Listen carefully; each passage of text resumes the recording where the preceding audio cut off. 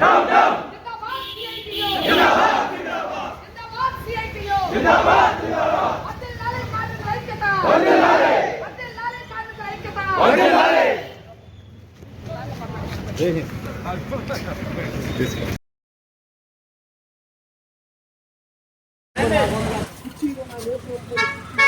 Federation of ILTD company workers CIT అనుబంధ సంఘం ఈరోజు గుంటూరు జేసీఎల్ గారి దగ్గర కార్మికుల సమస్యలపై జాయింట్ మీటింగ్ జరిగింది. మేనేజ్మెంట్ కార్మికుల మధ్య గవర్నమెంట్ తోటి చర్చలు జరిగినాయి. మేనేజ్మెంట్ కార్మికుల సమస్యలు పరిష్కారం చేయకుండా మోకాలు అడ్డు పెట్టేటటువంటి పని చేస్తుంది. రికగ్నైజ్డ్ యూనియన్ సిఐటి అనుబంధ సంఘమైన AP federation of ILTD company workers union తోటి నెగోషియేషన్స్ జరపకుండా అన్ని యూనియన్లతో చర్చలు జరిపేటటువంటి పని చేస్తా ఉన్నారు. మేము బహిష్కరించినటువంటి వాళ్ళని ఎంటర్టైన్ చేసేటటువంటి పని చేస్తా ఉన్నారు. ఈ ఇష్యూని అడ్డం పెట్టుకొని కార్మికుల సమస్యల్ని పరిష్కారం చేయకుండా రోజువారీ కార్మికులకు వస్తున్నటువంటి ఇబ్బందుల్ని యాజమాన్యం నెగ్లెక్ట్ చేసే పని చేస్తా ఉంది. దీన్ని ఎట్టి పరిస్థితుల్లో సహించం. కార్మికుల సమస్యల పరిష్కారం కావాలి. ప్రభుత్వం కూడా జేసీఎల్ గారికి కమిషనర్ గారు చాలా స్పష్టంగా చెప్పారు. ఎవరైతే రికగ్నైజ్డ్ యూనియన్ ఉంటుందో వాళ్లతోటే ప్రయాణం చేయాలి మేనేజ్మెంట్ అని స్పష్టంగా చెప్పినా నేను ఓరల్ గా ఇచ్చినటువంటి డైరెక్షన్ ని నేను ఫాలో అవ్వను, నాకు రిటర్న్ గా వస్తేనే ఫాలో అవుతాననే పద్ధతిలో గుంటూరు జేసీఎల్ గారు ఇన్ఛార్జి జేసీఎల్ గా ఉన్నటువంటి బాలు నాయక్ గారు చెప్పారు. మేము వారిని రిక్వెస్ట్ చేశాము, మీరు పరిధిలో లేనప్పుడు, మీరు పరిష్కారం చేయనప్పుడు, మీరు కమిషనర్ చెప్పింది చేయలేనప్పుడు కమిషనర్ కే రిఫర్ చేయండి, కమిషనర్ గారి దగ్గర మేము దీన్ని తేల్చుకుంటామని చెప్పాం. ఈ రోజు బ్రాంచీల్లో ఉన్నటువంటి కార్మికులకు సంబంధించి వస్తున్నటువంటి సమస్యలు, వెల్ఫేర్ కు సంబంధించిన సమస్యలు అలాగే ఉన్నాయి. యూనియన్ లీడర్లుగా ఉన్నటువంటి వాళ్ళకి గేట్ పాసులు ఇచ్చే పని చేయట్లేదు. కార్మికులకు కష్టం వస్తే ఎవరికి చెప్పుకోవాలో తెలియనటువంటి పరిస్థితి రోజు చీరాల బ్రాంచ్ లో అట్లాగే అనపర్తి బ్రాంచ్ లో నెలకొంది.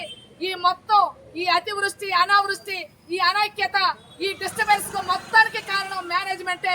మేనేజ్మెంట్ ఇప్పటికైనా సరే పరిష్కారం చేయాలి. మేనేజ్మెంట్ పరిష్కారం చేయకపోతే ప్రభుత్వం చేయాలి. దీన్ని నాంచే పనిచేసి కార్మికుల యొక్క హక్కులని కాలరాస్తే సిఐటి అంగీకరించదని చెప్తా ఉన్నాం. ఈ రోజు జేసీఎల్ గారి దగ్గర జరిగినటువంటి చర్చల్లో మేము ఆన్ పేపర్ ఇస్తామని చెప్తుంది మేనేజ్మెంట్. గత చర్చల్లో ఏ డిమాండ్స్ అయితే పెట్టామో అవే డిమాండ్స్ పరిష్కారం కాకుండా ఈ రోజు మళ్ళా చర్చలు అర్ధాంతరంగా ముగిసినాయి. అందుకని మేము అడుగుతా ఉన్నాం, క్యాజువల్ వర్కర్స్ ఎవరైతే ఉన్నారో వాళ్ళని క్లాస్ బి వర్కర్లుగా ఏ రోజైతే నియమించారో ఏప్రిల్ 9 నుంచి ఈ రోజు వరకు వాళ్ళు జూలై 1వ తేదీ నుంచి క్లాస్ బి వర్కర్లుగా మేము పరిగణిస్తామన్నారు. అదేమనంటే గత చర్చలో ఏదైతే ఉందో ఒప్పందాల్లో ఉన్నటువంటి అన్నారు. ఒప్పందాల పేరుతోటి మీరు కార్మికుల మధ్య డిస్టర్బెన్స్ ని క్రియేట్ చేసి క్యాజువల్ కార్మికులకు అన్యాయం చేస్తారని అడుగుతా ఉన్నాం. కార్మికుల యొక్క రక్త మాంసాల్ని పీల్చి పిండి చేసేటటువంటి పని ఈ రోజు మేనేజ్మెంట్ చేస్తే మేము సహించమని కూడా చెప్తా ఉన్నాం. ఒక కార్మికుడికి కష్టం వస్తే డాక్టర్ దగ్గరికి వెళ్తే ఒక మెమో రాయించుకోవాలని అంటే నెలల తరబడి తిప్పుకుంటారా? పెరాలసిస్ వచ్చి నానా ఇబ్బందులు పడతా డ్యూటీకి వచ్చి డ్యూటీ చేస్తున్నటువంటి వాడికి నైట్ డ్యూటీ వేసి దుమ్ములో పడేసేటటువంటి పని చేస్తారా? కార్మికులు ఒక చోట నుంచి ఇంకో చోటకి మార్చాలనన్నా వాళ్ళకి ఏదన్నా కష్టం ఉందా రికగ్నైజ్డ్ యూనియన్ తోటి సంప్రదిస్తారు. వాళ్ళు మేనేజ్మెంట్ దృష్టికి తీసుకెళ్తే పరిష్కారం చేస్తారు.